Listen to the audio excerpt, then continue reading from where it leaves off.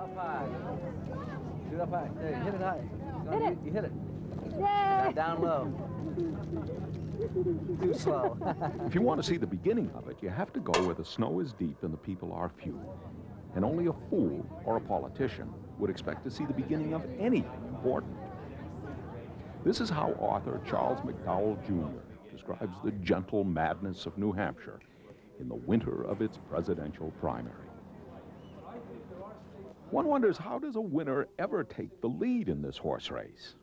Well, with a little money, media, and a great campaign organization. All it takes is a few good chiefs and a lot of Indians to win New Hampshire. The insurgent campaign of Republican challenger Pat Buchanan burst into the streets of New Hampshire in December. Pat, are you ready for this between now and November, next November? Sure. It's going to be crush everywhere you go. No, I don't. I think the first day is a major crush. My guess is it will ease back. And I appreciate all this coverage, I really do. But it ain't going to be like this every day, my friend. The honeymoon didn't last long. Are you anti-Semitic? That is absurd. You said you think it's a smear campaign. I think a lot of people are very, very concerned in that one-party government in Washington. The job of the campaign chair is to help a candidate work out these kinks. Chuck Douglas, the chair for the Buchanan campaign, says the New Hampshire primary is a place for a candidate to test his strengths and weaknesses. And frankly, it's a good testing ground for candidates because they're not going to find adoring crowds everywhere they go, and they're going to have to handle some of the bumps on the road. He's going to confront the liberal spending Democratic Congress. Former Congressman Chuck Douglas should know. He began his political career as a student volunteer for Barry Goldwater in 1964, and most recently chaired Jack Kemp's New Hampshire campaign in 1988. Douglas is an expert at retail politics, the fine art of selling the candidate to the voter. A lot of folks that you talk to appear to have lost confidence, not only in the president, but sort of in the future. Conventional wisdom says, without the personal touch, New Hampshire voters won't give a candidate the time of day. First of all, we look for a sterling character. We don't like people who speak with forked tongue. I think because we're so cantankerous and independent, New Hampshire folks pick their own. I mean, even in my own family, I can't deliver all the votes, let alone people that worked in my campaign. Well, you'll get the usual split. I mean, you'll get some folks going with one and some with the other. Douglas says the goal of a successful New Hampshire primary campaign is to hit the ground running. I expect candidates I work for put in a 12 to 14-hour campaign day, and Pat has. I mean, his schedule has been phenomenal. It's from dawn to night, pretty much every day this week that he's been here. You went right out toward me just a little too much. That's good. All right. Aim it toward the press. Huh? We do put them through their paces.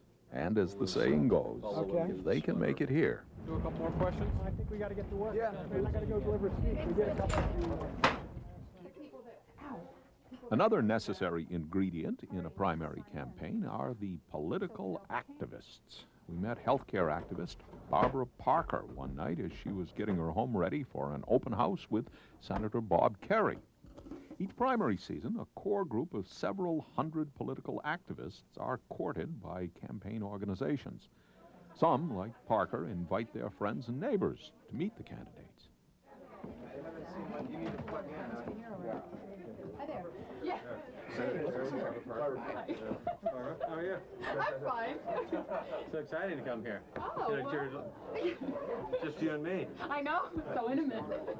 I wish it could happen that way in all the states. I wish people could have that much contact, because I think you really see the real person, which is neat, because it's not filtered through the camera lens at all. It's just he's sitting right there. My husband and I don't go to the doctor. The kids, we save what money we've got for medical bills to go for the kids, because you know they're going to get an ear infection. Having Kerry visit her home is important to Parker. Her family can't afford health insurance. She's joined the Kerry campaign because she likes his stand on the issue. That's a terrible situation. Hi.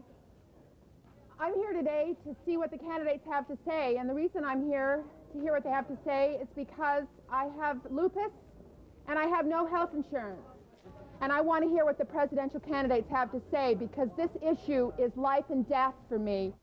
Activists like Parker are a valuable link to New Hampshire voters. They speak out on behalf of their candidates to the public and the press. Seem to have anything specific that he would do. He's got a specific plan that he introduced, by the way, quite a while ago. This is an issue that he's been working on for a long time. I think that what I am to him is I think the voter that he wants to get. I think I'm the type of voter that Bob Kerrey needs in order to win.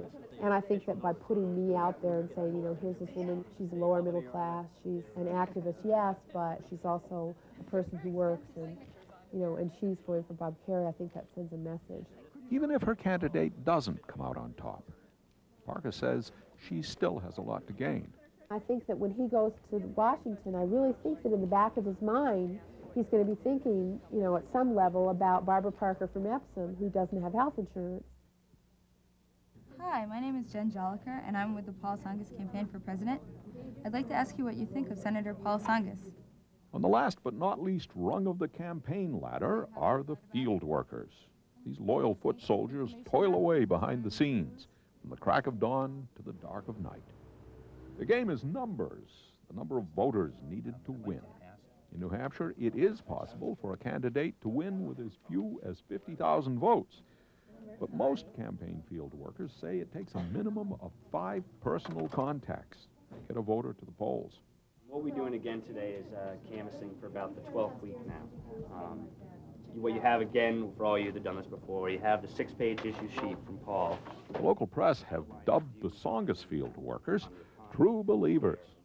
Though they are the youngest campaign staff in town, many say the Tsongas staff is the most well-organized. Their job is to reach the voter by mail, phone, and face-to-face contact. 17-year-old Jennifer Jolicoeur, a Manchester West High School junior, signed on in November. One of her duties is canvassing key Democratic voters in Manchester. Hello, my name is Jen Joliker. I'm from the Paul Tsongas for President campaign. Nice to see you. Have you ever heard of Paul Tsongas before? Sure, of course.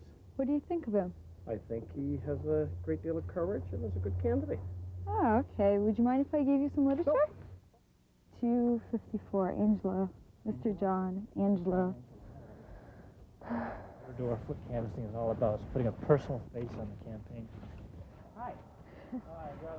No, okay. All right. Thanks a lot. No one said it would be easy. All right. But sometimes when you get that one person that's just like, yeah, Paul Tsongas, he's great. He's like my brother. Oh, I really want to support him. It really makes you feel good. And if the candidate doesn't win? Well, then there's always 1996.